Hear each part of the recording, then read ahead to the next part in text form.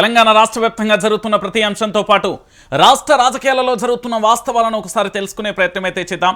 నిన్న మొన్నటి వరకు పూర్తి స్థాయిలో రాష్ట్ర రాజకీయాలలో జరుగుతున్న ఎమ్మెల్సీ అభ్యర్థులకు సంబంధించిన ప్రచార హోరు చూసాం. కానీ ఇప్పటికీ తెలంగాణ రాష్ట్రంలోని ఓ జిల్లాకు సంబంధించి పూర్తి స్థాయిలో ఒక ప్రాజెక్టు పెడితే ఆ ప్రాజెక్టుకు సంబంధించి ప్రమాదం చోటు చేసుకుంటే ఇప్పటి వరకు అక్కడ రాష్ట్ర ముఖ్యమంత్రి అడుగుపెట్టని దాఖలాలు కూడా లేని పరిస్థితి కనబడుతుంది. కనీసం రాష్ట్ర ముఖ్యమంత్రి అక్కడికి ఎందుకు వెళ్ళట్లేదన్న కూడా అనుమానాలు వ్యక్తమవుతున్నాయి. ఇక మరోవైపు ఇదే రాష్ట్రానికి సంబంధించిన భారతీయ జనతా పార్టీకి సంబంధించిన ఇద్దరు కేంద్ర మంత్రులు ఉన్నప్పటికీ కూడా కనీసం అటువైపు తొంగి చూసిన పాపాన లేదు.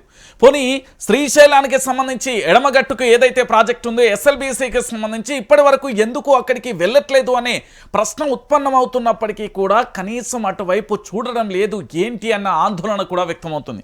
సో మొత్తానికి ఎస్ఎల్బీకి సంబంధించి పూర్తి స్థాయిలో కూడా బీఆర్ఎస్ రణం మొదలు పెట్టడానికి సిద్ధమవుతున్న తరుణంలో కూడా ఇప్పటికీ కూడా ప్రభుత్వం ఎందుకు ఇంకా ఆలోచన ధోరణిలో పడింది?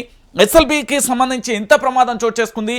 8 మంది దాదాపు 72 గంటలు కూడా గడిచిపోయాయి. అయినప్పటికీ ఇప్పటి వరకు ఎక్కడ ప్రమాదం జరిగిందో కూడా కనీసం దొరకబట్టలేదు. దాంతోపాటు ఇప్పటి వరకు వాళ్ళ ఆచూకీ కూడా కనిపెట్టలేదు. కనీసం వాళ్ళ పరిస్థితి ఏంటో కూడా తెలియదు. మరి ఇలాంటి ఘోరమైన పరిస్థితి చోటు చేసుకుంటే కూడా ప్రభుత్వం నిమ్మకు నీరెత్తినట్టుగా ఉంది అని ఆందోళన వ్యక్తమవుతుంది తెలంగాణ రాష్ట్ర వ్యాప్తంగా. సో ఇంత జరిగినప్పటికీ కూడా ఎస్ఎల్బీసీకి సంబంధించి ఇంత జరుగుతూ ఉంటే కూడా ప్రభుత్వం ఎందుకు స్పందించలేదనే ఆ ప్రశ్న కూడా ఉత్పన్నమవుతుంది. అయితే ఇక్కడ తెలంగాణ ప్రాంత బిడ్డల నుంచి కొన్ని ప్రశ్నలు అయితే ఉత్పన్నమవుతున్నాయి. దీనికి సంబంధించి గతంలో కూడా నేను చెప్పే ప్రయత్నం అయితే చేశా, ఇప్పుడు కూడా ఒకసారి చూపెట్టే ప్రయత్నం అయితే చేద్దాం. అయితే ఎస్ఎల్బీకి సంబంధించి పూర్తి స్థాయిలో 2005 సంవత్సరంలో వైఎస్ రాజశేఖర రెడ్డి గారి ప్రభుత్వంలో ఒప్పందం అయితే కుదుర్చుకున్నారు. ఇక అప్పటి నుంచి ఇప్పటి వరకు అంటే దాదాపుగా 10 సంవత్సరాల కాలంలో కూడా కేసీఆర్ దాన్ని పక్కన పెట్టిన పరిస్థితి కనబడుతుంది. ఎందుకంటే దాదాపు 45 కిలోమీటర్ల మేర కొనసాగే ఈ ప్రయాణంలో కూడా అనేక రకాలుగా ఇబ్బందులు ఎదుర్కొనే ప్రయత్నం అయితే కొనసాగుతుంది అంటూ కూడా గత ముఖ్యమంత్రి చెప్పారు. అయితే శ్రీశైలం ఎడమగట్టు కాలువ ఏదైతే ఉందో ఎస్ఎల్బీకి సంబంధించి ఇప్పటి వరకు దాదాపుగా ఫిబ్రవరి 22, 2025 శ్రీశైలం నుండి స్వరంగ ముఖం ద్వారా 13.9 కిలోమీటర్లు ఎస్ఎల్బీ టన్నల్లో ప్రమాదం జరిగింది. అంటే 22వ తారీఖు ప్రమాదం జరిగితే 23, 24, 25, 26 4 రోజులు గడుస్తూ ఉన్నది. కానీ ఇప్పటి వరకు కూడా ప్రభుత్వం ఆచూకీ కూడా కనిపించలేదు, ఆచూకీ కూడా కనిపెట్టలేదు. అంటే వాళ్ళు బ్రతికి ఉన్నారా లేనట్ట? అంటే ప్రభుత్వానికి సంబంధించి ఆ ప్రమాదం జరిగిన స్థలానికి సంబంధించి ఎంత చిత్తశుద్ధి ఉందో ఒక్కసారి ఆలోచించండి. ఇంకో విషయం ఏంటంటే ఈ ప్రమాదంలో ఇప్పటి వరకు 8 మంది చిక్కుకున్నారు. ఈ 8 మందికి సంబంధించి ఇప్పటి వరకు కనీసం వాళ్ళ ఆచూకీ కూడా కనిపెట్టలేదు. వాళ్ళకి సంబంధించిన తోటి సహచరులు కూడా ఆందోళన వ్యక్తం చేసే ప్రయత్నం చేస్తున్నారు. ఒక ప్రాజెక్టు పనులు చేసేటప్పుడు దానికి సంబంధించి యొక్క స్థితిగతులు చూసుకోవాల్సిన అవసరం లేదా? ఎందుకంటే గతంలోనే కేసీఆర్ గారు చాలా స్పష్టంగా చెప్పారు, ఈ ప్రాజెక్టు వల్ల అనేక రకాలుగా ఇబ్బందులు ఏర్పడుతుంది, దాంతోపాటు అనేక ప్రమాదాలు కూడా చోటు చేసుకుంటాయి, దానివల్ల ఉపయోగం కూడా లేదు, అది మానవ రహితం, అంటే పర్యాటక ప్రాంతం కాదు, అక్కడికి ఎవరు కూడా వెళ్లకుండా ఉండాలి, దాంతోపాటు పర్యావరణవేత్తలు కూడా దీని మీద కేసులు వేసే అవకాశాలు ఉంది. ప్రపంచంలోనే అతిపెద్ద స్వరంగం అని చెప్పబడి ఈ యొక్క చోటు ఏదైతే ఉందో దాన్ని చేస్తున్నారు. కానీ ఇది పూర్తి స్థాయిలో అసాధ్యం అంటూ కూడా చెప్పిన పరిస్థితి కనబడుతుంది. దాదాపుగా శ్రీశైలం నుండి దేవరకొండ వరకు పూర్తి స్థాయిలో కూడా ఇక్కడ చోటు చేసుకునే పరిస్థితి ఏంది అంటే ఇప్పటి వరకు తెలంగాణ రాష్ట్ర వ్యాప్తంగా కూడా మనందరం కూడా చూసాం. దాదాపుగా 44 కిలోమీటర్లు చోటు చేసుకుంటుంది. దాదాపుగా 30 టీఎంసీల నీళ్లు ఈ యొక్క స్వరంగం ద్వారానే ఈ స్వరంగాన్ని ఉపయోగించుకొని పూర్తి స్థాయిలో వెళ్లాల్సిన పరిస్థితి కనబడుతుంది. సో ఇప్పటి వరకు చోటు చేసుకున్న పరిస్థితులలో అన్నింటినీ కూడా చూసాం. కానీ ఈ స్వరంగానికి సంబంధించి పూర్తి స్థాయిలో ఇప్పటి వరకు ఎందుకు ప్రభుత్వం నిశ్చింతగా ఉన్నది, ప్రభుత్వానికి సంబంధించి ఎందుకు వాడివేడిగా లేదు అనేది కూడా మీకు చెప్పే ప్రయత్నం అయితే చేస్తా. ఒకసారి ఈ స్వరంగానికి సంబంధించిన రూట్ మ్యాప్ ఒకసారి మీ అందరికీ చూపించే ప్రయత్నం అయితే చేస్తా. ఒకసారి ఇక్కడ స్వరంగానికి చూడొచ్చు. ఆ ప్రమాదం జరిగిన ప్రాంతానికి సంబంధించి ఇక్కడ 8 మంది ఉన్నారండి పూర్తి స్థాయిలో కూడా. సో ఇక్కడ ఒక్కొక్క అంశాన్ని ఒక్కొక్క విధంగా కూడా చూద్దాం. సో పూర్తి స్థాయిలో కూడా టనెల్లో లోకో ట్రాక్లో వెళ్ళగలుగుతున్నది కేవలం 12 కిలోమీటర్లు మాత్రమే వెళ్తున్నది. సో ప్రమాదం జరిగింది. స్వరంగం పొడవు 13.85 కిలోమీటర్లు చోటు చేసుకుంది. ఈ ప్రమాదానికి సంబంధించి కేవలం ఇది 12 కిలోమీటర్లు మాత్రమే వెళ్తుంది. ఇందులో పూర్తి స్థాయిలో కూడా ఇక్కడి వరకు మాత్రమే ఏంది అంటే ప్రమాదానికి జరిగిన స్థలం నుంచి ఇక్కడి నుంచి ఇక్కడి వరకు మాత్రమే దాదాపుగా 13.5 కిలోమీటర్లు మాత్రమే, అంటే 12 కిలోమీటర్లు మాత్రమే వెళ్తుంది. అందులో ఉన్న మొత్తం లోకో ట్రాక్ పొడవు 13.5 కిలోమీటర్లు మాత్రమే ఉంది. ఇక పూర్తి స్థాయిలో ఇక్కడ ఏంది అంటే ఇక్కడ పూర్తి స్థాయిలో కూడా ఏంది ఇక్కడ పూర్తి స్థాయిలో చూడండి టనెల్ లోకో ట్రాక్తో వెళ్తున్నది కేవలం 12 కిలోమీటర్లు మాత్రమే. ఈ వి ట్యూబ్ ఏదైతే ఉందో ఇక్కడ ట్రాక్ మాత్రం వచ్చింది. దాంతోపాటు ఇక్కడ అందుబాటులో ఉన్న మొత్తం లోకో ట్రాక్ పొడవు 13.5 కిలోమీటర్లు. అంటే ఇక్కడి వరకు మాత్రమే ఈ ట్రాక్ మాత్రం వస్తుంది. ఇక దాంతో పాటుగా ఇక్కడ పూర్తి స్థాయిలో చూడొచ్చు, బ్లూ కలర్లో కనబడుతున్నాయి మొత్తం కూడా అవక్షేపాలు, శిథిలాలతో నిండిన ప్రాంతం. ఇక కుడివైపున 5.5 మీటర్ల ఎత్తులో అంటే పూర్తి స్థాయిలో కూడా కన్వెంటర్ బెల్ట్ పనిచేయకుండా పోయిన పరిస్థితి అయితే కనబడుతుంది ఇక్కడ పూర్తి స్థాయిలో. దాంతోపాటు టనెల్ బోరు మిషన్ చివరి భాగంలో కూడా డ్రోన్ అందుబాటులో లేని పరిస్థితి కనబడుతుంది. టనెల్ లోపల రోబోటిక్ కెమెరాలు కూడా పనిచేయట్లేదు, ఈ లోపలికి వెళ్ళిన ప్రాంతాలలో పనిచేయడం లేదు. ఇక దీంతో పాటుగా రెస్క్యూ సిబ్బంది చేరుకున్న పాయింట్ దాదాపుగా 13.700 కిలోమీటర్లు మాత్రమే, 10.7 కిలోమీటర్ల వరకు నీరు లేదు. అనంతరం 10 కిలోమీటర్ల నుంచి 10.95 కిలోమీటర్ల వరకు 1.5 అడుగుల ఎత్తు వరకు నీరు చేరిక, ఆ తర్వాత 11.3 కిలోమీటర్ల నుంచి 2 అడుగుల నుంచి 2.5 అడుగుల మట్టానికి మాత్రం నీళ్లు ఉన్న పరిస్థితి కనబడుతుంది. సో పూర్తి స్థాయిలో ఒకసారి ఈ చిత్రాన్ని మీకు వివరించే ప్రయత్నం అయితే చేస్తా. ఒకసారి యావత్తు తెలంగాణ ప్రజలందరూ కూడా ఆలోచించండి. ఇది మొత్తం టనెల్స్ యొక్క స్వరంగం అండి. ఒకసారి మనం ఇది ఆలోచిద్దాం. ఈ టనెల్ యొక్క స్వరంగాన్ని ఇక్కడ చూస్తున్నాం. అయితే ఇప్పటి వరకు ఏదైతే విపత్తుకు సంబంధించి పూర్తి స్థాయిలో ప్రమాదానికి జరిగే విపత్తుకు సంబంధించి సహాయక చర్యలు చేపడుతున్నారనేది ఒకసారి ఇది చూపించండి. పూర్తి స్థాయిలో కూడా ఇది కేవలం 12 ఇక్కడి వరకు కేవలం ఇది 12 కిలోమీటర్లు మాత్రమే ఉంటుంది. ఈ 12 కిలోమీటర్లు మాత్రమే ఇక్కడి వరకు ఉన్న పరిస్థితి కనబడుతుంది. దీంతో పాటు ఈ ట్రాక్ ఏదైతే ఉందో ఈ ట్రాక్ కేవలం 13 కిలోమీటర్లు మాత్రమే ఉంది. వీళ్ళు పనిచేసే ట్రాక్ ఏదైతే ఉందో లోకో ట్రాక్ పొడవు కేవలం 13.5 కిలోమీటర్లు మాత్రమే ఉంది. అయితే ఇక్కడి వరకు లోకో ట్యూబ్కు సంబంధించి లోకో ట్రాక్కు సంబంధించి వెళ్ళగలుగుతున్నారు. 12 కిలోమీటర్ల వరకు వెళ్తున్నారు, ట్రాక్ 13.5 కిలోమీటర్లు వెళ్తున్నారు. సో 13.5 తర్వాత జరిగే ప్రయత్నం ఏంటంటే ఇక్కడ మొదటగా 13 కిలోమీటర్లు అంటే 13 కిలోమీటర్లు దాటిన తర్వాత 1 అడుగు నీళ్లు ఉంది, ఆ తర్వాత మళ్ళీ 2 అడుగులన్నరకు నీళ్లు చేరుకున్న పరిస్థితి కనబడుతుంది. ఇక్కడ పూర్తి స్థాయిలో కూడా మట్టి, బురద, దానితో పాటు నీళ్ల ప్రవాహం కుప్పగూలిన పరిస్థితి కనబడుతుంది. సో ప్రమాదం జరిగిన స్థలం 13 కిలోమీటర్ల తర్వాత ఇక్కడ ప్రమాదం చోటు చేసుకుంది. ఈ ప్రమాదం జరిగిన ప్రాంతంలో ఇక్కడ చిక్కుకున్న వాళ్ళు 8 మంది అండి. ఇక్కడ మనోళ్ళు 8 మంది ఉన్నారు. సో ఈ రెస్క్యూ టీమ్ ఎంతవరకు ఇక్కడి వరకు మాత్రమే చేరుకుంటుంది, మహా అంటే 13 కిలోమీటర్లు మాత్రమే చేరుకుంటుంది. కానీ ప్రమాదం జరిగిన ప్రాంతం 16 కిలోమీటర్లు, దాదాపుగా ఇంచుమించుగా ఒక 16 కిలోమీటర్ల ప్రాంతంలో ఉంటుంది. ఎందుకంటే ఇక్కడి వరకు 14 కిలోమీటర్ల మేర ప్రమాదం చోటు చేసుకుంది. ఒకవేళ వాళ్ళు అటు వెళ్ళినా కూడా దాదాపుగా ఇటు 2 కిలోమీటర్లు, అంటే ఇక్కడ ప్రమాదం చోటు చేసుకున్న ప్రాంతంలో వీళ్ళు ఉన్నారు. దాదాపుగా ఇక్కడ 8 మంది చిక్కుకున్నారు. ఇతర రాష్ట్రాలకు సంబంధించి వీళ్ళ కుటుంబ సభ్యులు కూడా ఆందోళన వ్యక్తం చేస్తున్న పరిస్థితి కనబడుతుంది. అంటే ఇక్కడ కేవలం సహాయక చర్యలకు వచ్చినా అది ఎన్డీఆర్ఎఫ్ సిబ్బంది అయినా లేకపోతే సింగరేణి అయినా లేకపోతే ఇతరత్ర విపత్తుకు సంబంధించిన సిబ్బంది వచ్చినప్పటికీ కూడా వీళ్ళు కేవలం 13 కిలోమీటర్ల వరకు మాత్రమే సాహసం చేయగలిగారు. ఇంకొక విషయం ఏంటంటే 13 కిలోమీటర్లు దాటిన తర్వాత ఏవైతే లోకో పైలట్కు సంబంధించి అంటే పూర్తి స్థాయిలో రోబోకు సంబంధించిన కెమెరాలు కానీ లేకపోతే ఇతర రోబోటిక్ అంటాం కదా, రోబోటిక్ కెమెరాలు కానీ ఇవి ఇక్కడికి వచ్చిన తర్వాత 13 కిలోమీటర్లకు వచ్చిన తర్వాత ఇవి ఇక్కడ నుంచి ఇటు పనిచేయడం మానేశాయి. అంటే పూర్తి స్థాయిలో కూడా మనంతా కూడా చూడొచ్చు 10 కిలోమీటర్ల వరకు ఇక్కడి వరకు అయితే నీళ్ళు లేదండి. ఇక్కడ పూర్తి స్థాయిలో 10 కిలోమీటర్ల వరకు అయితే నీళ్ళు లేదు. కానీ 10 కిలోమీటర్ల తర్వాత 1 అడుగు, దాంతో పాటుగా మళ్ళీ 11 కిలోమీటర్లకు వచ్చిన తర్వాత 2.5 అడుగుల నీళ్ళు వచ్చింది. ఇక ఈ తర్వాత మొత్తం అవక్షేపాలు ఉన్నాయి, అంటే నీరు కానీ బురద కానీ మట్టి కానీ ఇతరత్ర కూడా ఉన్న పరిస్థితి కనబడుతుంది. సో ఇక్కడ జరుగుతున్న పరిణామాన్ని ఒకసారి మీరు చూడొచ్చు. సో మొత్తానికి వీళ్ళని కాపాడడానికి ఎంత ప్రయత్నం చేసినా కూడా లోపలికి వెళ్ళే ప్రయత్నం లేదు. ఇక్కడ ఒకసారి చూడొచ్చు పూర్తి స్థాయిలో కూడా శిథిలాల అవక్షేపాలకు సంబంధించి అంటే ఇప్పుడు కుప్పగూలిన ప్రాంతానికి సంబంధించి ఇక్కడ సహాయక చర్యలు చేస్తున్న సిబ్బందికి సంబంధించి మనం చూస్తున్నాం.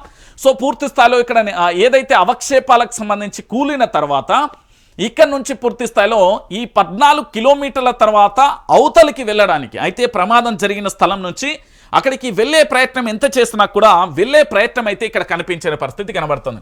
సో ఇక్కడ నుండే ఎన్డీఆర్ఎఫ్ సిబ్బంది కానీ ఇతరతర సిబ్బంది కానీ వెనుదిరిగిన పరిస్థితి కానీ ఇక్కడ రోబోటిక్ కెమెరాలు కూడా పనిచేయట్లేదు. దాంతోపాటు ఆక్సిజన్ లెవెల్ కూడా అందుబాటులోకి ఇబ్బంది పడుతున్న పరిస్థితి కనబడుతుంది. అంటే రెస్క్యూ టీంకు సంబంధించి పూర్తి స్థాయిలో అక్కడ ఇబ్బంది పడుతున్న తరుణం కూడా వాళ్ళు ఆవేదన వ్యక్తం చేస్తున్న పరిస్థితి కనబడుతుంది. అయితే ఇంకొక విషయం ఏంటంటే ఇక్కడ మరొక విషయం ఏంటంటే ఇక్కడ దాదాపుగా ఎస్బిఎల్ అంటే ఎస్ఎల్బికి సంబంధించి టనెల్ లోపల మళ్ళీ కూలే ప్రమాదం ఉంది అంటూ కూడా అక్కడ వాళ్ళు చెప్తున్న పరిస్థితి కనబడుతుంది. ఒకసారి ఇదంతా చూసిన తర్వాత మీ అభిప్రాయాన్ని కూడా కామెంట్ రూపంలో చెప్పండి. ఎందుకంటే పూర్తి స్థాయిలో కూడా 150 మీటర్ల మేర కూడా సొరంగం కూలిపోయింది. దాంతోపాటు కార్మికులు అక్కడే చిక్కుకున్నారని అంచనా. టచ్ చేస్తే ఇంకెంతో కూలుతుందోనని ఆందోళన వ్యక్తం చేస్తున్నారు. లోపలికి వెళ్ళిన కొద్దీ పెరుగుతున్న నీటి యొక్క ఊట, పేరుకుపోతున్న బురద, తోడివేత కూడా కష్టమే. 3 కిలోమీటర్ల వరకే సెల్ ఫోన్ సిగ్నల్ మాత్రమే ఉంది. స్వరంగం అంతా చీకటి, విద్యుత్ లేక ఆటంకం, పనిచేయని కన్వేయర్ బెల్ట్, డ్రోన్లు, కెమెరాలు, కొలిక్కిరాని రెస్క్యూ ఆపరేషన్ పై తర్జన భర్జన కూడా కొనసాగిన పరిస్థితి కనబడింది. అంటే ఒకసారి తెలంగాణ యావత్తు సమాజం కూడా మీరు ఆలోచించాలి. ఇక్కడ పూర్తి స్థాయిలో ఇక్కడ మీరు చూస్తున్నారు కదా, ఏది అయితే ప్రమాదానికి సంబంధించి చోటు చేసుకున్న ప్రాంతం నుండి పూర్తి స్థాయిలో కూడా ఇక్కడ కనబడుతున్న తరుణానికి సంబంధించి ఒకసారి పూర్తిగా కూడా చూడండి. ఒకసారి అక్షరాలు చాలా క్లారిటీగా కూడా చూడండి. ఎటు చూసినా బురద, మట్టి, రాళ్ళు, శిథిలాల గుట్టలు, ఉబికి వస్తున్న ఊటనీరు, శిథిలాల మధ్య కూరుకుపోయిన టనెల్ బోరు మిషన్ వెనక భాగం, వంగిపోయిన వెంటిలేషన్ ట్యూబ్, చుట్టూ చిమ్మ చీకటి, పైగా కరెంటు సౌకర్యం లేదు. ఇది ఎస్ఎల్బిసి స్వరంగంలోని భయానకరమైన పరిస్థితి. దాదాపు 150 కిలోమీటర్ల మేర టనెల్ కూలిందని గుర్తించగా ఇప్పుడున్న స్థితిలలో అక్కడికి మానవ మాతృలు ఎవరు కూడా అడుగు పెట్టలేని దుర్భర స్థితి నెలకొంది. నీళ్లు తోడే వారు లేరు, మట్టి దిబ్బల్ని ముట్టుకోలేరు, శిథిలాలను తొలగించలేరు. టనెల్ని ఎక్కడ తాకితే ఎక్కడ ఏ వైపు నుంచి ఏ ప్రమాదం వస్తుందో, ఉపరితలం ఇంకెంత కూలుతుందో తెలియని పరిస్థితి. దీంతో సహాయక చర్యలలో ప్రతిష్టంభన నెలకొన్న పరిస్థితి కనబడతాను.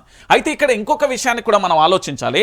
ఎందుకు అంటే ఈ టనెల్కు సంబంధించి పూర్తి స్థాయిలో మీరు అందరూ కూడా చూస్తున్నారు కదా, ఈ టనెల్కు సంబంధించి జరుగుతున్న పరిణామాలలో ఇప్పటి వరకు కూడా మీరందరూ కూడా ఆలోచించాల్సిన విషయం ఏంటి అంటే, ఈ టనెల్కు సంబంధించి ఇప్పటి వరకు ఎవరు కూడా అక్కడికి వెళ్ళే సాహసం కానీ ఇతరత్ర చేసే ప్రయత్నం జరిగినప్పటికీ కూడా ఇబ్బందికర వాతావరణం అయితే ఏర్పడుతుంది. సో మొత్తానికి మన అధికారులు, మన ముఖ్యమంత్రి గారు చేస్తున్న ఎపిసోడ్ కూడా ఒకసారి మీకు వినిపించే ప్రయత్నం చేస్తా. ఎందుకంటే చాలా రకాలుగా ఈ ఎస్ఎల్బికి సంబంధించి టనెల్కు సంబంధించి పూర్తి స్థాయిలో జరుగుతున్న అంశాన్ని ఒక్కసారి మనం చూద్దాం. అసలు విజువల్ ఇప్పుడు ప్రస్తుత పరిస్థితి ఎట్లుంది, దానికి సంబంధించి జరుగుతున్న పరిణామాలు ఏంటి, దాంతోపాటు ఎస్ఎల్బికి సంబంధించి లేటెస్ట్గా విజువల్ ఏంటి, అక్కడ జరుగుతున్న పరిణామం ఏంటి అనేది ఒకసారి మీకు చూపించే ప్రయత్నం చేస్తా.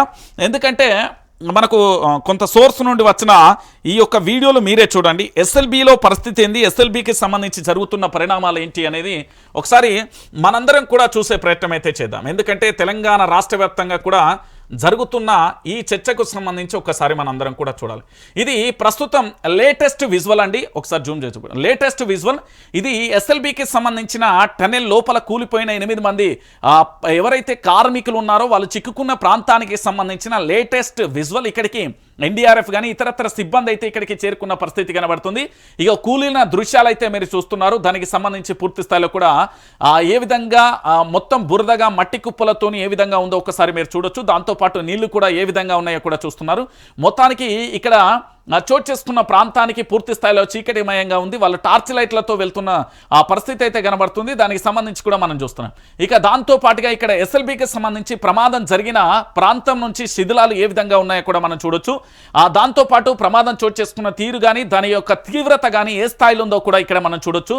దాంతోపాటు ఎస్ఎల్బికి సంబంధించి ప్రమాదం జరిగిన లోపల ఏ విధంగా ఉంది, ఏ విధంగా కార్మికులకు సంబంధించి ఏమేమి చేస్తున్నారు అనేది కూడా చూడొచ్చు. పూర్తిగా కార్మికులకు సంబంధించి ఎట్లున్నది అనేది కూడా మనం చూడొచ్చు. మొత్తానికి ఏ విధంగా కూలిపోయింది, నీళ్లు కూడా ఏ స్థాయిలో బయటకు వస్తున్నాయి అనేది కూడా చూడొచ్చు. నీళ్లు కూడా ఏ విధంగా ఉబికి బయటకు వస్తున్నాయో కూడా చూడొచ్చు. ప్రమాదం జరిగిన ఆ ప్రాంతానికి సంబంధించి ప్రస్తుతం అయితే మనం చూస్తున్నాం. ఈ ప్రమాదం జరిగిన చోటు ఏ విధంగా ఉంది, ఎంత దారుణంగా ఉందో కూడా ఒకసారి మీరు ఆలోచించవచ్చు. ఇక దీంతో పాటుగా ఇక్కడ మరొక అంశం ఏంటంటే పూర్తి స్థాయిలో చిమ్మ చీకట్ల మధ్యలో ఆ టనెల్కు సంబంధించి టార్చ్ లైట్లతో మాత్రమే అక్కడికి వెళ్తున్న పరిస్థితి అయితే కనబడుతుంది. దాంతోపాటు అక్కడ నీళ్లు ఏ విధంగా ఉప్పొంగుతుంది, బురదకు సంబంధించి ఏ విధంగా ఉంది, దాంతోపాటు ఆక్సిజన్ తీసుకోవడానికి కూడా చాలా ఇబ్బంది అవుతుంది. లోపల ఊపిరి ఆడడం లేదు అంటూ కూడా ఇబ్బంది పడుతున్నారు అక్కడ రెస్క్యూ టీంకు సంబంధించి సిబ్బంది చెప్తున్న మాటలు ఇవన్నీ. సో పూర్తి స్థాయిలో రెస్క్యూ టీం ఏమంటున్నారు, రెస్క్యూ టీంకు సంబంధించి వాళ్ళు చెప్తున్న మాటలు ఏంది అనేది ఒకసారి మీరు కూడా వినండి. ऑक्सीजन की दिक्कत ना और घर में पसीना बहुत पसीना बहुत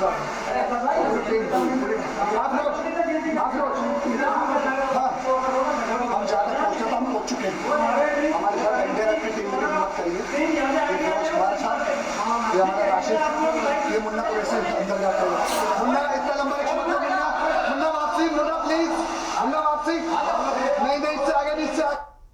సో ఎక్కడ ఏది ముట్టుకుంటే ఎట్లా కూలిపోతుందో అని కూడా వాళ్ళు ఆందోళన వ్యక్తం చేస్తున్నారు అక్కడ ఎస్ఎల్బికి సంబంధించిన రెస్క్యూ టీంకి సంబంధించి. ఇక ఏంది అంటే ఇక్కడ కనీసం వాళ్ళు ఆక్సిజన్ తీసుకోవడానికి కూడా రెస్క్యూ టీం ఇబ్బంది పడుతున్నారు ఎస్పీఎల్ టనెల్ లోపల.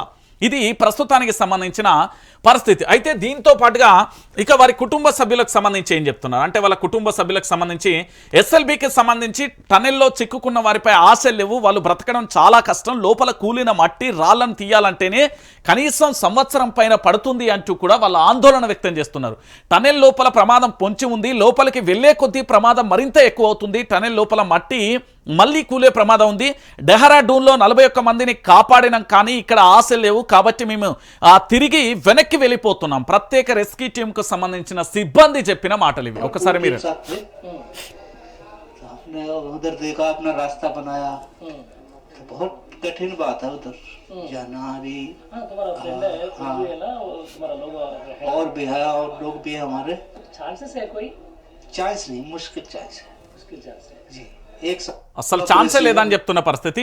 ఇంకొక విషయం ఏంటంటే మరొక విషయాన్ని కూడా చెప్పారు. ఏంది అంటే ఎస్ఎల్బికి సంబంధించి ఇంకొక అంశాన్ని కూడా వీళ్ళు చాలా క్లారిటీగా చెప్పిళ్ళు. ఇక్కడ ఏంది అంటే ఎస్ఎల్బి టనెల్ లోపల మళ్ళీ కూలే ప్రమాదం ఉంది, మేము వెళ్ళినప్పుడు 22-23 బ్లాక్లు లూజ్గా ఉన్నాయి, అక్కడ ఏ క్షణమైన మట్టి కూలే ప్రమాదం ఉందని మేము తిరిగి వచ్చేసాం. మా బృందం 11 మంది వెళ్ళాం, మా వెనకాల ఎన్డీఆర్ఎఫ్ టీం కూడా వచ్చింది, మేము వెళ్ళగలిగితే చివరి ఏరియా వరకు వెళ్ళాం, మాకు ఎవరు కనిపించలేదు, మట్టి మళ్ళీ కూలే ఉందని తిరిగి వచ్చేసాం అంటూ కూడా ఏది డెహ్రాడూన్కు సంబంధించి ఉత్తర కాశీ ప్రమాదం జరిగినప్పుడు 41 మందిని కాపాడాం కానీ ఇక్కడ ప్రమాదంలో ఏమీ చెప్పలేకపోతున్నాం అంటూ కూడా రెస్క్యూ టీంకు సంబంధించిన సిబ్బంది చెప్తున్నారు. ఒకసారి వినండి. जो उत्तर काशी में 41 लोग निकाले थे 41 हमने जी, उत्तर काशी में निकाले थे देहरादून में जी। अभी हम टनल में गए थे दोपहर में 1 बजे, जो 8 लोग फंसे हुए हैं उनके चक्कर में, और हमारी पूरी टीम गई थी, 11 लोग थे, एक बाहर रह गया था, उसमें हम 1 बजे गए थे और 4 बजे पहुंचे थे हम उसमें, 3 बजे पहुंच गए थे। वहां पे हमने जाके रस्सा वस्सा बांधा है, आगे बिल्कुल मेन मोमेंट पे पहुंचे हम वहां पे जाके। अभी हमें किसी का कोई आवाज या कोई चीज सुनाई नहीं दी है, हाँ, तो इसीलिए हम अफसोस के साथ कहते हैं अभी कोई हमारा देखते हैं, दोबारा फिर देखते हैं। बाकी चांसेस है वो अंदर का फंस गए लोगों का नहीं, ये चीज मैं नहीं कह सकता अभी ये चीज कह ही नहीं सकता क्योंकि సో అక్కడ తాను చెప్తున్న అంశం ఏంటంటే సాధ్యపడడం లేదు, మేము ఏం చేయాలో కూడా అర్థం కావట్లేదు అంటూ కూడా చెప్పిన. అయితే ఇక్కడ వీళ్ళ ఎవరైతే పూర్తి స్థాయిలో చిక్కుకున్నారో కార్మికులకు సంబంధించి మా తమ్ముడిని కాపాడతారని అనుకున్నాం కానీ ఇక్కడి ప్రభుత్వం కాపాడలేకపోయింది. టనల్ దగ్గరికి వచ్చి చూస్తే ఏమీ పని జరగట్లేదు, కూలినప్పుడు ఎలా ఉందో సేమ్ ఇప్పుడు సిచ్యువేషన్ కూడా అలానే ఉంది. అందరూ ఫోన్లలో పడ్డారు తప్ప లోపల 8 మంది ప్రాణాల గురించి ఆలోచించట్లేదు. మా పంజాబ్ ప్రభుత్వం ఇక్కడికి ప్రభుత్వంతో మాట్లాడి సహాయక చర్యలు వేగవంతం చేయాలని కోరుతున్నాం. టనెల్లో చిక్కుకున్న గురుప్రీత్ సింగ్ ఆ సోదరుడికి సంబంధించి ఆవేదన వ్యక్తం చేస్తున్న పరిస్థితి కనబడుతుంది. అంటే ఇక్కడికి వాళ్ళు బాధితులకు సంబంధించిన ఎవరైతే 8 మంది కార్మికులు అక్కడ చిక్కుకున్నారో ఆ కార్మికులకు సంబంధించిన కుటుంబ సభ్యులు అక్కడికి వచ్చి చూస్తే ఎవరికి వారే యమునా తీరే అంటే ఎవరికి వారు ఫోన్లలో మునిగిపోయారే తప్ప కనీసం వాళ్ళని కాపాడదాం, అక్కడ 8 మంది ప్రాణాలు ఉన్నాయన్న కూడా సోయి లేదు అంటూ కూడా డైరెక్ట్ గానే వాళ్ళు చెప్తున్న పరిస్థితి కనబడుతుంది. అంటే టనెల్ లోపల జరుగుతున్న సమాచారానికి సంబంధించి ఒకసారి గురుప్రీత్ సింగ్ సంబంధించి వాళ్ళ బ్రదర్ సోదరుడు ఏమంటున్నారో ఒకసారి మీరు వినండి. मैं पंजाब से आया हूँ, जो हमारा यहाँ गुरप्रीत सिंह है वो हमारे पंजाब से यहाँ काम करता था और काफ़ी टाइम से काम कर रहा था। और शनिवार का वो जो अपना अंदर मलबे के नीचे आया हुआ है जो, तो हम शनिवार का उसको देख रहे हैं कि मतलब कि चलो सरकार काफ़ी जोर डाल रही है, मोदी साहब जोर डाल रहे हैं। हमें बड़ी उम्मीद थी कि मतलब हमारा आदमी आज नहीं तो कल बाहर आ जाएगा, तो लेकिन हमारे जो छोटी दीदी है उसकी 2 बेटी है, उनका रो रो के बुरा हाल हो रहा है। तो हमने मतलब 1-2 दिन वेट किया, हमने मीडिया पर देखा कि मतलब चलो जो कुछ हो रहा है हमने देखा वहाँ पर, तो हमने मतलब उसके बाद में आज हम इधर आए, हम आके సో పూర్తి స్థాయిలో మాకు ఇక్కడి ప్రభుత్వం మీద నమ్మకం లేదు. చాలా క్లారిటీగా ఒకసారి వారు మాట్లాడిన స్టేట్మెంట్లో ఒకసారి చూడండి. ఇంతకంటే దారుణం ఇంకేముంటుందో రాష్ట్ర ప్రభుత్వం చెప్పాలి. ఇక చూడు ఇది ఒక్క మాట వినుండయా, ఇక్కడికి టనెల్ దగ్గరికి వచ్చి చూస్తే ఏం పని జరగలేదు, కూలినప్పుడు ఎలా ఉందో ఇప్పుడు అలానే ఉంది. స్టేట్మెంటు ఇక్కడ ఏది గురుప్రీత్ సింగ్ సంబంధించిన వాళ్ళ సోదరుడు చెప్పింది. ఇగో ఇది తెలంగాణ ప్రాంత ప్రజలందరూ కూడా ఆలోచించాలి. అందరూ ఫోన్లో పడ్డారు తప్ప లోపల 8 మంది ప్రాణాల గురించి ఎవరు ఆలోచించట్లేదు అని చెప్తున్నాడు ఆయన. చాలా క్లారిటీగా ఏం చెప్తున్నాడు అంటే లోపల 8 మంది ప్రాణాలు ఉన్నాయి, వారిని కాపాడాలి, వారిని బయటికి తీసుకోవాలన్న ఆలోచన సోయి ఏది లేదు అని డైరెక్ట్గా అక్కడ చెప్తున్న పరిస్థితి కనబడుతుంది. ఇది నేను ఇచ్చిన స్టేట్మెంట్ కాదు. ఏదైతే గురుప్రీత్ సింగ్ సంబంధించిన సోదరుడు వచ్చి ఇక్కడికి వచ్చి చూస్తే ఎవరి పనిలో వాళ్ళు పడ్డరు, ఎవరి సెల్ ఫోన్లలో వాళ్ళు లీనమైపోయారు తప్ప వాళ్ళని కాపాడాలి, వాళ్ళని బాగు చేయాలన్న ఆలోచన కానీ సోయి కానీ లేకుండా పోయింది అంటూ కూడా చెప్తున్న పరిస్థితి కనబడుతుంది. ఇక ఇంతకంటే తెలంగాణ రాష్ట్ర ప్రభుత్వం మీద ఏం ఆశలు పెట్టుకోమంటారు? ఈ టనెల్లో చిక్కుకున్న వాళ్ళు ఇప్పటికీ కూడా 4 రోజులు గడిచిపోతుంది. 22వ తారీఖు ప్రమాదం జరిగింది, 23వ తారీఖు అయిపోయింది, 24, 25, 26వ తారీఖు 4 రోజులు గడుస్తుంది. దాదాపుగా 4 రోజులు గడిచినప్పటికీ కూడా ఇప్పటికీ కూడా కనీసం నిమ్మకు నీరెత్తినట్టుగా కూడా ఈ ప్రభుత్వం వివరించట్లేదు. కేవలం 2-3 మంత్రులను అక్కడికి పంపించినమా మమా అనిపించినమా అని చెప్పిన పరిస్థితి. మొన్నటికి మొన్న నల్గొండకు సంబంధించిన కోమటిరెడ్డి వెంకటరెడ్డి పోయి అక్కడ వాటరు నీళ్లు వస్తున్నాయి, దానివల్ల ఇబ్బంది అవుతుంది. మరి వాటర్ అంటే ఏంటిదో నీళ్ళు అంటే ఏంటిదో ఆయనకే తెలియాలి. మరి వాటర్ నీళ్లు రెండు ఒకటి కాదా, అవి వేర్వేరా, అదేమన్నా బ్రహ్మ పదార్థం అనేది ఆయన చెప్పాలి. ఒకటి. దాని తర్వాత రెండో పరిణామం ఏంటంటే ఉత్తమ్ కుమార్ రెడ్డి గారు అక్కడ ఉండి పూర్తి స్థాయిలో పర్యవేక్షించినప్పటికీ కూడా ఎలాంటి అంటే పని చేయించే ప్రయత్నం చేసినప్పటికీ కూడా తలొక్క మాట చెప్పేటాలకు ఆడ ఇష్టానుసారంగా మారిపోతుందని మరో పంచాయతీ కూడా మొదలైంది. అంటే పూర్తి స్థాయిలో మీరు అందరూ కూడా ఆలోచించాలి. ఈ టనెల్ ప్రమాదం జరిగినప్పటి నుంచి ఇప్పటి వరకు కనీసం ప్రభుత్వానికి సంబంధించి ఇంకా స్పష్టత రాలేదండి. మీరు అవునన్నా కాదన్నా ఇది నిజం. ఒకసారి మీరు అందరూ కూడా చూడండి, చుట్టూ చీకటి, పేరుకుపోయిన బురద, అవతలి నుంచి కానరాని స్పందన. ఎస్ఎల్బీసీ టనెల్లో ప్రస్తుత పరిస్థితి ఇది. 10 రెస్క్యూ బృందాలు, 600 మంది సిబ్బంది నిరంతరాయంగా సహాయక చర్యలు కొనసాగిస్తున్నారు. అయినా ఎలాంటి ఫలితం లేదు. అదే సమయంలో ఎక్కడో ఒక చిన్న ఆశ, ఖచ్చితంగా 8 మంది జాడ కనుక్కుంటామన్న సంకల్పంతో శ్రమిస్తున్నారు. స్వరంగంలో చిక్కుకున్న వారి కుటుంబాలకు భరోసాగా నిలుస్తున్నారు అంటూ కూడా చూడొచ్చు. ఇంకా స్పష్టత రాలేదు. శిథిలాలను తొలగిస్తేనే ఎస్ఎల్బీ టనెల్ పై స్పష్టత. బురదను తొలగించేందుకు ప్రయత్నాలు. రేపటి నుంచి సాయంత్రంలోగా బురద తొలగింపు. నేడు రంగంలోకి ఎన్జీఆర్ఐ బీఆర్ఓ నిపుణులు. పనులు పరిశీలించిన డిప్యూటీ సీఎం బట్టి సర్వశక్తులు ఒడగడుతున్నామన్న మంత్రి ఉత్తమ్ అంటూ కూడా చెప్తున్న పరిస్థితి కనబడుతుంది. సో మొత్తానికి ప్రమాద స్థలికి సంబంధించి ఎట్లయిపోయింది అంటే ఇట్లయిపోయిన పరిస్థితి కనబడుతుంది. ఎందుకు నేను ఈ విషయాన్ని చెప్తున్నానంటే పూర్తి స్థాయిలో ప్రభుత్వానికి సంబంధించి మనం ఒకసారి ఆలోచిద్దాం. తెలంగాణ ప్రాంత ప్రజలరా, ఇప్పటికీ ప్రమాదం జరిగి 4 రోజులు వస్తుందండి. 4 రోజుల సంధి జరిగింది ఏమన్నా ఉన్నదా అంటే ఏమీ లేని పరిస్థితి. ఏంది అంటే ఇక మళ్ళీ ఇంకొక మాట కూడా మాట్లాడలేకుండా అయిపోయిన పరిస్థితి కనబడుతుంది. ఇక్కడ ప్రమాదం జరిగిన తర్వాత ఈ ప్రమాద స్థలం ఏదైతే ఉందో, ఇగో ఈ ప్రమాదానికి సంబంధించి ఆ టనెల్కు సంబంధించి సొరంగం ఏదైతే ఉందో, సొరంగానికి సంబంధించి ప్రమాదం చోటు చేసుకుని ఇందులో 8 మంది ప్రాణాలు కొట్టుమిట్టాడుతూ ఉంటే ఈ రాష్ట్రానికి సంబంధించిన ముఖ్యమంత్రి కనీసం అక్కడ సొరంగం దగ్గరికి పోయిన దాఖలాలు లేవు. అక్కడ ఘటనా స్థలాన్ని పరిశీలించి అక్కడ కూర్చొని కుర్చీ వేసుకుని అక్కడ జిల్లా కలెక్టర్లు, దాంతోపాటు ఇంజనీర్లు, రాష్ట్రానికి సంబంధించిన రక్షణ సిబ్బందితో పాటు కేంద్రం నుండి వచ్చిన వాళ్ళందరినీ కూడా కూర్చోబెట్టి వాళ్ళని ఏ విధంగా మనం రక్షించగలుగుతామంటూ డే అండ్ నైట్ అక్కడ కూర్చోవాల్సిన ముఖ్యమంత్రి ఎన్నికల ప్రచారానికి, ఎమ్మెల్సీ ఎన్నికల ప్రచారానికి వెళ్తాడండి. మా అభ్యర్థి గెలిచినా పర్వాలేదు, ఓడినా పర్వాలేదు అనే స్టేట్మెంట్లు ఇచ్చే ఈ ముఖ్యమంత్రి అక్కడ 8 మంది ప్రాణాలు పోతున్నాయి, వాళ్ళని కాపాడుకోవాల్సిన బాధ్యత మన మీద ఉన్నది. ఈ 8 మంది ప్రాణాలను మనం ఏ విధంగానైనా కాపాడాలనే చిత్తశుద్ధి లేని ముఖ్యమంత్రి తెలంగాణలో ఉన్న పరిస్థితి కనబడుతుంది. ఇక దానితో పాటుగా రెండో అంశం ఏంటి అంటే తెలంగాణ ప్రాంత బిడ్డలు ఆలోచించాలి. పోనీ మంత్రులకు సంబంధించి అక్కడికి వెళ్ళిలా అంటే ఒక్కరిద్దరు అక్కడికి వెళ్ళిపోయిన పరిస్థితి కనబడుతుంది. ఇక మూడో అంశం ఏంటంటే కేంద్రానికి సంబంధించిన రక్షణ వ్యవస్థకు కానీ ఈ దేశానికి సంబంధించిన ప్రధానికి ఈ రాష్ట్ర ముఖ్యమంత్రి కాల్ చేస్తే ఏమన్నా అయిందా? లేని పరిస్థితి కనబడుతుంది. ఇక ఈ ఎపిసోడ్లో మొత్తానికి ఈ సొరంగ మార్గం ఏదైతే జరిగిందో ఎస్ఎల్బీకి సంబంధించిన ప్రమాదంలో 8 మంది ప్రాణాలు కొట్టుమిట్టాడుతున్నారు. వాళ్ళు బ్రతికి ఉన్నారో లేరో తెలియని పరిస్థితి. వాళ్ళ బంధువులు అయితే అక్కడికి వచ్చి రోధిస్తున్న పరిస్థితి. అక్కడ వాళ్ళ సహచరులు మాత్రం 1000 కళ్ళతోని వేచి చూస్తున్నారు. వాళ్ళని ఏమైనా కాపాడతారా? ఇప్పటికే 4 రోజులు గడిచిపోయింది, ఇప్పుడు వాళ్ళ పరిస్థితి ఏ విధంగా ఉందో అని ఆందోళన వ్యక్తం చేస్తున్న పరిస్థితి కనబడుతుంది. ఓ పక్కన సిబ్బందికి సంబంధించిన సహాయక చర్యలు కొనసాగుతూనే ఉన్న పరిస్థితి కనబడుతుంది. సో ఫైనల్గా ఇక్కడ జరిగే ఎపిసోడ్ ఏంటంటే తూతూ మంత్రం తుమ్మకాయ మంత్రం అన్నట్టుగా అయిపోయింది. అంటే 8 మంది ప్రాణాలను కూడా కాపాడలేని దద్దమ్మ ప్రభుత్వం తెలంగాణలో ఉండి ఎందుకు లేక ఎందుకు? ఇక ఇంకొక విచిత్రం ఏంటంటే ఈ ప్రమాదం ఇట్లా చోటు చేసుకుందా, మా ముఖ్యమంత్రి అంటే తెలంగాణ రాష్ట్ర ముఖ్యమంత్రి యనుమల రేవంత్ రెడ్డి గారు ఢిల్లీకి పోయిండండి. ఒకసారి చూపెడతా ఆయనను కూడా. ఇగో మా ముఖ్యమంత్రి ఇక చూడు ఎన్నోసారండి ఒక అట్లా ఒకటి ఓ శ్రీ రేపురా అని డోరుకు రాసిపెట్టి ఉంటుంది. రేపురా రేపురా రేపురా అన్నట్టు మా ముఖ్యమంత్రి యనుమల రేవంత్ రెడ్డి గారు ఢిల్లీకి వెళ్ళిండు. దేనికోసం ఢిల్లీకి వెళ్ళిండినే?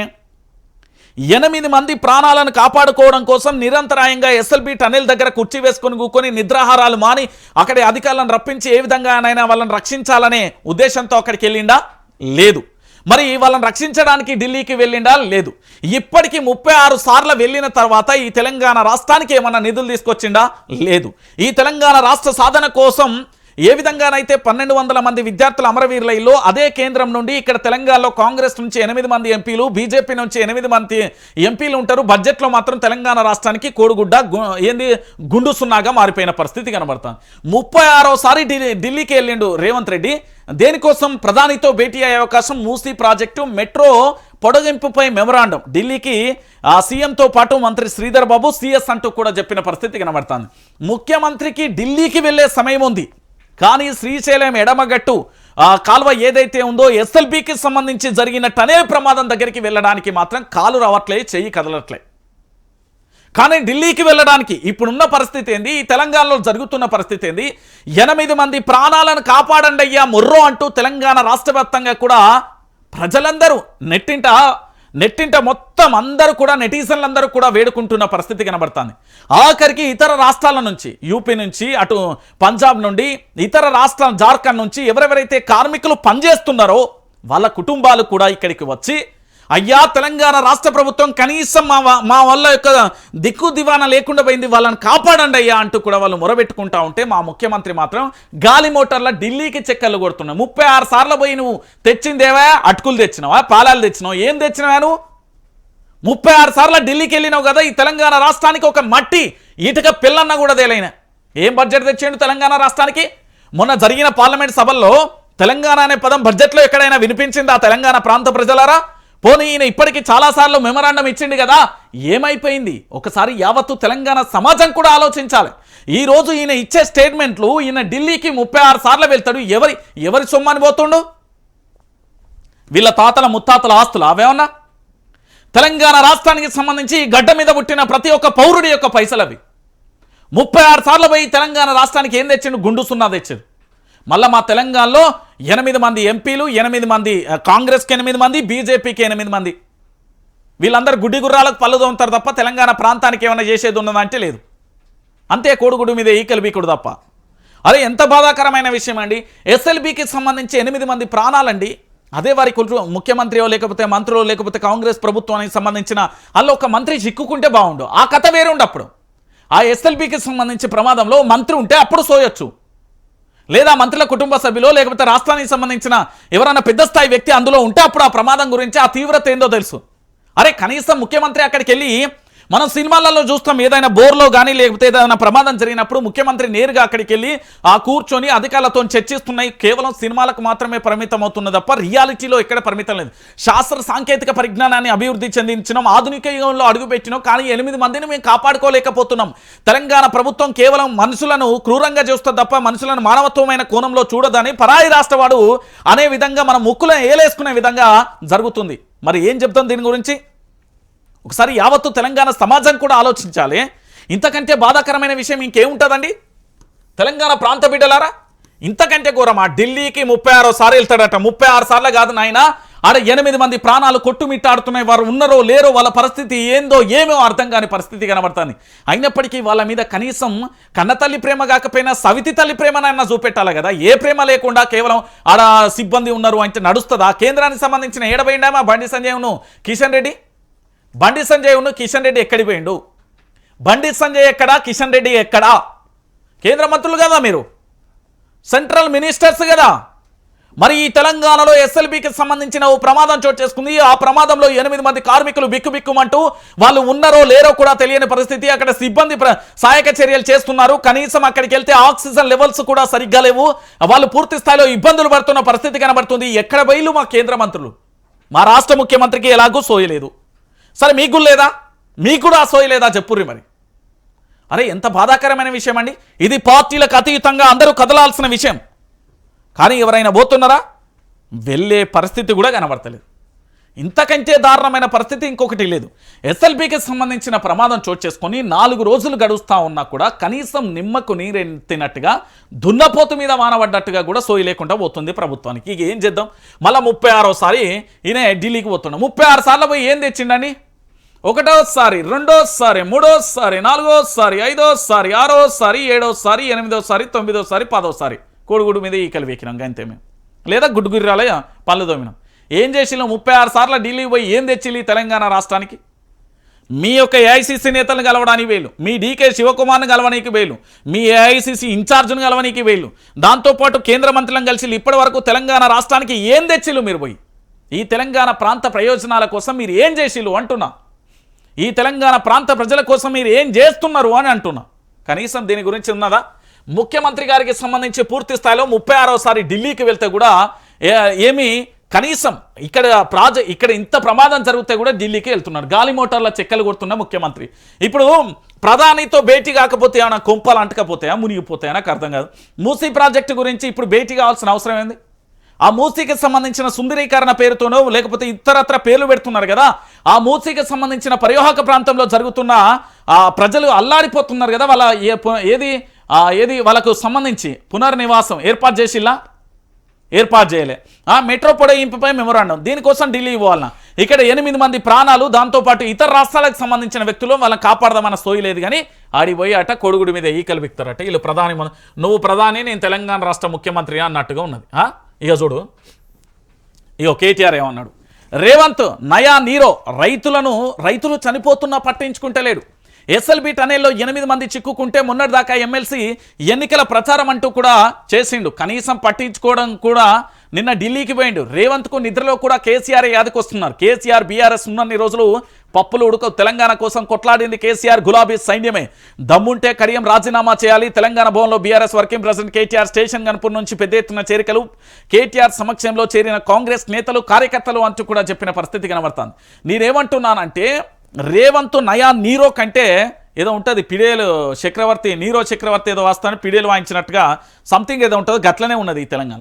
ఇక్కడ బాధాకరమైన విషయం ఏంటంటే ఎస్ఎల్బీలో 8 మంది ప్రాణాలు ఉన్నాయండి. నిజంగా కూడా ఒక మనిషిగా, ఒక మానవత్వం ఉన్న మనిషిగా ఆలోచిస్తేనే బాధ అనిపిస్తుంది. ఇతర రాష్ట్రాల నుండి ఆ గురుప్రీత్ సింగ్ సంబంధించిన వాళ్ళ సోదరుడు వచ్చి కన్నీళ్లు పెట్టుకుంటున్నాడు. అరే కనీసం ఇక్కడ ఉన్న మొత్తం కూడా ఫోన్లలో మునిగిపోతారు, ఎవరికి వారే ఏమన్నా తీరే అయిపోతుంది తప్ప కనీసం పట్టించుకుంటలేరు అని ఆయన ఆవేదన వ్యక్తం చేస్తున్న తరుణం కనబడుతుంది. ఇక మన నీరో చక్రవర్తి ఏం చేస్తున్నాడు, పిడేలు వాయించుకుంటా కూకుంటున్నాడు, గంతే అయిపోయింది. ఇక్కడ చూడురి 8 మంది ప్రాణాలు పడితేనేమో మొన్నటిదాకా ఎమ్మెల్సీ ప్రచారం పోయింది. ఆ ఎమ్మెల్సీతోని నీ ప్రభుత్వానికి ఏం కాదంటివి, అసలు కాంగ్రెస్ పార్టీకి ఎమ్మెల్సీ ఓడిపోయినా గెలిచినా అసలు ఏం సంబంధం లేదంటే, మరి అలాంటప్పుడు అక్కడికి ఎందుకు పోయినావు? అక్కడ ప్రాణాలు పోతున్నాయని మొత్తుకుంటే అక్కడికి ఎందుకు పోలే చెప్పు ముఖ్యమంత్రి గారు? ఇక్కడ ప్రాణాలు పోతున్నాయంటేనేమో ఇక్కడ పట్టించుకోవు, ఆడ ఎమ్మెల్సీ ఎన్నికలు పోయి కాంగ్రెస్ ప్రభుత్వానికి ఓటు వేయాలి. ఏం వీకిల్లని కోడుగుడి మీద ఈకలు వీకిల్లనా, ఏం చేసేయాలని మీకు ఓటేయాలి? ఇక దీంతో పాటుగా ఇంకొక విషయం ఏంటంటే, నిన్న ఒక విషయాన్ని నేను చాలా క్లారిటీగా చెప్తా. అసలు చాలా నాకు ఉత్సాహాన్ని ఇచ్చే అంశం ఏంటి అంటే, తెలంగాణ రాష్ట్ర వ్యాప్తంగా పోరాటం చేస్తే మేము సైతం అంటూ తెలంగాణ నుంచి ప్రజలందరూ కూడా ఒక్కొక్కరుగా కూడా వస్తున్న పరిస్థితి కనబడుతుంది. ఇది మన ప్రజా వెలుగు దినపత్రిక నేను నిన్న రాసుకొచ్చిన ఏంటి అంటే, కడియం శ్రీగారికి సంబంధించి కడియం శ్రీగారిపై కేటీఆర్ రియాక్షన్. నీతులు చెప్పుడు కాదు, దమ్ముంటే ఎమ్మెల్యే పదవికి రాజీనామా చేయి. కడియం శ్రీగారికి కేటీఆర్ సవాలు, మేధావిలా డైలాగులు కొట్టుడు కాదు, ఉప ఎన్నికలకు సిద్ధం కావాలని కడియం శ్రీహరికి ఏది అంటే హితబోధు అంటూ కూడా చూడొచ్చు. ఏంది, సొంత నియోజకవర్గం కొడంగల్లోనే రేవంత్ రెడ్డికి దిక్కు దివానా లేదు, కడియం శ్రీగారి ఉంటాడా అని అడుగుతున్నా అని అన్నారు కేటీఆర్. తెల్లవారి లేస్తే నీతులు మాట్లాడతారని, ప్రపంచంలో తనకంటే మేధావి ఎవరు లేనట్టుగా ప్రవర్తిస్తారని, ఆ లెవెల్లో కడియం శ్రీగారి ఫోజులు కడుతున్నారని ఎద్దేవా చేశారు. నీతివంతమైన డైలాగులు కొట్టే పెద్ద మనిషి ఏమన్నా ఇజ్జతి ఉంటే రాజీనామా చేసి ఉప ఎన్నికలకు రావాలని, దమ్ముంటే రా, భీకరమైన డైలాగులు ఎందుకు, నిజంగా నువ్వు చేరిన ఆ కాంగ్రెస్ పార్టీకి ఆదరణ అనుకుంటే రాజీనామా చేయి, కేటీఆర్ సవాల్ విసిరారు. ఉప ఎన్నికలకు రా, సుప్రీంకోర్టులో కొట్లాడుతున్నామని, న్యాయం జరుగుతుందని, 10 నియోజకవర్గాలలో ఉప ఎన్నికలు వస్తాయని బరాబర్ కొట్లాడతామని, వీళ్ళ సంగతి ఏంటో చూస్తామంటూ కూడా తేలుస్తామంటూ కేటీఆర్ చెప్పిన పరిస్థితి కనబడుతుంది. ఏంది, స్టేషన్ గన్పూర్ ఎమ్మెల్యే కడియం శ్రీఆర్పై బీఆర్ఎస్ వర్కింగ్ ప్రెసిడెంట్ కేటీఆర్ మరోసారి విరుచుకుపడ్డారు. మేధావిలా డైలాగులు కొట్టుడు కాదు, దమ్ముంటే ఎమ్మెల్యే పదవికి రాజీనామా చేసి ఉప ఎన్నికలకు సిద్ధం కావాలని సవాల్ విసిరారు. స్టేషన్ గన్పూర్కు చెందిన మాజీ జెడ్పీటీసీ కీర్తి వెంకటేశ్వర్లు, కాంగ్రెస్ సీనియర్ నేత మల్కిరెడ్డి రాజేశ్వర్ రెడ్డి తెలంగాణ భవన్లో బీఆర్ఎస్ పార్టీ ఆధ్వర్యంలో పార్టీలో చేరారు. వారికి కేటీఆర్ గులాబీ కండో కప్పి సాదరంగా కూడా ఆహ్వానించారు. ఈ సందర్భంగా ఏంది కడియం శ్రీఆర్పై కేటీఆర్ మండిపడ్డారు అంటూ చూడొచ్చు. మోసపోయాని ప్రజలు కూడా అర్థమైందని, ప్రజలకు కూడా తెలియాలని, గాడిదను చూస్తే గుర్రం విలువ తెలుస్తుందన్నారు కేటీఆర్. చీకటిని చూస్తే వెలుగు విలువ తెలుస్తుంది, రేవంత్ రెడ్డిని చూసిన తర్వాతనే కేసీఆర్ విలువ తెలుస్తుందని చెప్పారు. ప్రజలకు కూడా తెలిసి రావాలని, రుణమాఫీ లేదు, రైతు బంధు, కళ్యాణ లక్ష్మి, తెలంగాణ రైతులకు టకీమని డబ్బులు పడడం లేదు, కానీ టకీమని ఢిల్లీకి మాత్రం మోగుతుందన్నారు. పదవిని కాపాడుకోవడం కోసం బిల్డర్లు, కాంట్రాక్టులు, రియల్ ఎస్టేట్ దగ్గర దోచుకొని ఢిల్లీకి అప్పజెప్తున్నాడని కేటీఆర్ ఆరోపించిన పరిస్థితి కనబడుతుంది. ఇక్కడ మరోవైపు కొడంగల్ నియోజకవర్గంలో లగచెర్ల లంబాడాల సోదరుల భూములు గుంజుకునే సీఎం రేవంత్ రెడ్డి ప్రయత్నం చేస్తాడని, కానీ స్థానిక రైతులు అధికారులకు నిరసన తెలిపి అక్కడి నుంచి పంపించేశారన్నారు కేటీఆర్. ఇక రేవంత్ రెడ్డికి అహం దెబ్బతిని 40 మందిని జైల్లో పెట్టాడని, అందులో దళిత, గిరిజన రైతులు ఉన్నారని గుర్తు చేశారు. వారందరినీ పరిగి సంగారెడ్డి చెర్లపల్లి జైల్లో పంపించారని, ఆ రైతుల తరపున అన్ని కమిషన్లను కలిసి సీఎం రేవంత్ ప్రవర్తనతో పాటు కాంగ్రెస్ పాలకుల గురించి వివరించామని, మొత్తానికి న్యాయ పోరాటం చేసి రైతులను జైల్లో నుంచి విడిపించామని కేటీఆర్ గుర్తు చేశారు. నేనేమంటున్నానంటే ఈ 10 మంది ఎవరైనా కూడా కనీసం ఇజ్జత్ ఉంటే రాజీనామా చేయాలి. ఎందుకంటే ఒక పార్టీ గుర్తు మీద గెలిచినప్పుడు ఖచ్చితంగా కూడా ఆ పార్టీకి రాజీనామా చేసి ప్రజల్లోకి వెళ్ళి అప్పుడు మాట్లాడాలి. ఇక్కడ కడియం శ్రీహరికి సంబంధించి నేను చూస్తున్నారు కదా, కడియం శ్రీహరి సీనియర్ నేత, బిల్డప్ కొట్టుడు తప్ప ఏముండదండి. ఆయన ఏదో నేనే మేధావిని అన్నట్టు, నేనే అపర మేధావిని అన్నట్టు చెప్తాడు. మరి ఆ అపర మేధావికి తెలియదా ఏదైనా పార్టీ మారినప్పుడు పూర్తి స్థాయిలో రాజీనామా చేసి పార్టీలోకి వెళ్ళాలని? సో వెళ్ళే పరిస్థితి లేదని కేటీఆర్ ఆరోపించిన పరిస్థితి కనబడుతుంది. అర్థమైందా? ఇప్పటి వరకైనా తెలంగాణ రాష్ట్ర వ్యాప్తంగా ఏంది అంటే ఇదంతా ఉత్త డబ్బా కాంగ్రెస్, ఇదంతా నిజమైన కాంగ్రెస్ చాలా కసిగా కన్నీళ్లతోని వేదనతోనే ఉన్నారు. నిజమైన కాంగ్రెస్ కార్యకర్తలు, నిజమైన కాంగ్రెస్ వాది, నిజమైన కాంగ్రెస్ జెండా ఎత్తుకునే వ్యక్తి, నిజమైన కాంగ్రెస్ నినాదాన్ని ప్రజల్లోకి తీసుకెళ్లే వ్యక్తి కన్నీళ్లతో ఉన్నారు. వలసవాద కాంగ్రెస్ వాదులతోని కల్తీ కాంగ్రెస్ అయిపోయిందని ఆవేదన వ్యక్తం చేస్తున్నారు. మళ్ళా ఈ రేవంత్ రెడ్డికి సంబంధించి ఎస్ఎల్బీలో ఉన్న 8 మందిని కాపాడతాడా? తెలంగాణ రాష్ట్రాన్ని సంవత్సరంలో కుక్కలు చెంపిన ఇస్తారాకు చేసింది, ఈయన చేస్తాడు అనేది మనం ఆలోచించాలి. ఇంతకుమించి ఆయన చేసేది ఏముంటుందని ఏముండని పరిస్థితి కనబడుతుంది. నాకు ఎందుకు సంతోషం అనిపించిందంటే మీకు చెప్పలే కదా, కడియం 100 కోట్లకు అమ్ముడు పోయిండు. శ్రీహరిని రాజకీయ సమాధి చేయాలి. రాజకీయ స్వార్థపరుడు, కేసీఆర్కు నమ్మక ద్రోహం చేసిండు. పదవి కోసం బీజేపీలోనూ చేరతాడు. తొందరలోనే రేవంత్కు వెన్నుపోటు. తెలంగాణ భవన్లో తాటికొండ రాజయ్య. ఈయన త్వరలో భారతీయ జనతా పార్టీలో జాయిన్ అవుతారని స్టేషన్ గన్పూర్కు సంబంధించిన మాజీ ఎమ్మెల్యే ఆయనే స్టేట్మెంట్ డైరెక్ట్ ఇచ్చేసాం. ఎందుకు అంటే 100 కోట్ల రూపాయలకు అమ్ముడు పోయిండట. నేనేమన్నా చాలా సందర్భాలలో ఏమని చెప్పినా యావత్తు తెలంగాణ సమాజం మొత్తం, యావత్తు తెలంగాణ ప్రాంత ప్రజలందరూ కూడా ఆలోచించాలి. ఏం చెప్తున్నా అంటే వీళ్ళు ఎవరైతే 10 మంది ఎమ్మెల్యేలు పార్టీ నుంచి కండువా మార్చిల్లో, వీళ్ళు ఊరికే మన నియోజకవర్గ అభివృద్ధి కోసం, మన ప్రజల ఎదుగుదల కోసం పోయినా అని ఈ ఉపదంపుడు ఉపన్యాసాలు ఇచ్చేటోళ్ళందరూ పంచలు నడపాలి. వాళ్ళు దేనికోసం వేయాలి అంటే వాళ్ళ స్వార్థ కుటీల రాజకీయాల కోసం వేలు, ఇగో డబ్బుల కోసం అమ్ముడు వేలు. నేను చెప్పలే, ఈడ 100 కోట్ల రూపాయలు, ఆడ గాంధీ ఏమో 1000 కోట్ల రూపాయలు, ఇంకో ఆయనేమో 200-300 కోట్లకు అమ్ముడు వేలు. వీళ్ళంతా వాళ్ళు భూమిలో కబ్జాలు చేసి వాళ్ళు రకరకాలుగా వేలు. సో ఇక్కడ సంతోషకరమైన విషయం ఏంటి అంటే అధికారంలో బీఆర్ఎస్ పార్టీ లేదు, విపక్షంలో ఉన్న బీఆర్ఎస్ పార్టీలోకి అధికారం నుంచి వచ్చిన కార్యకర్తలు జాయిన్ అవుతున్నారు. ఎంత అద్భుతం ఇది! ఎందుకంటే ప్రజల పక్షాన నిల్చోవడానికి, ప్రజల పక్షాన కొట్లాడడానికి వీళ్ళందరూ కూడా వస్తున్న తరుణం కనబడుతుంది.